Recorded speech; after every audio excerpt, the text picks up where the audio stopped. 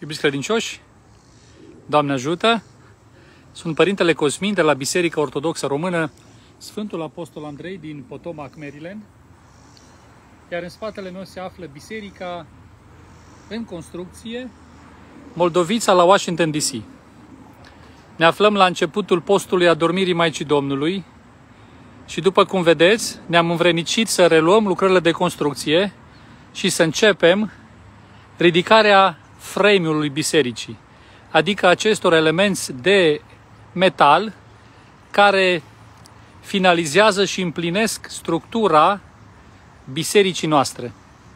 În următoarele săptămâni se va finaliza și punerea acestor elemente de metal care reprezintă frame-ul viitoarei biserici Moldovița la Washington DC.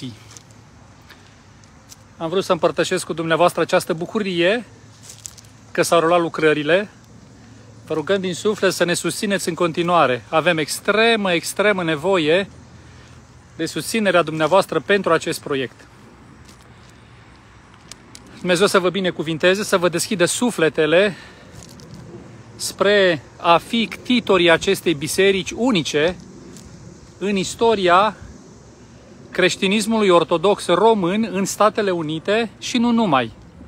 Biserica va fi un simbol al spiritualității noastre, ortodoxe românești, și o mărturie peste veacuri a acesteia, precum și o moștenire lăsată copiilor noștri, din neam în neam.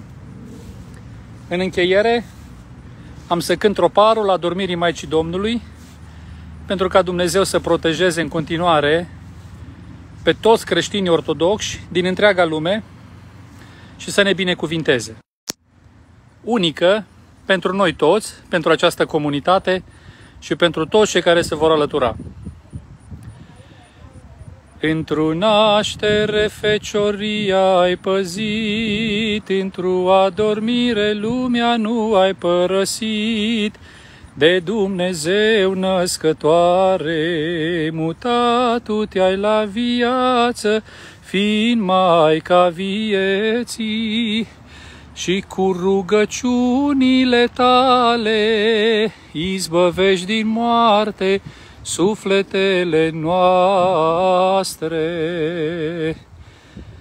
Vă rugăm să ne vizitați la www.moldovița.us, unde puteți să vedeți mai multe poze și invitația de a susține acest proiect. Domnul să vă binecuvinteze!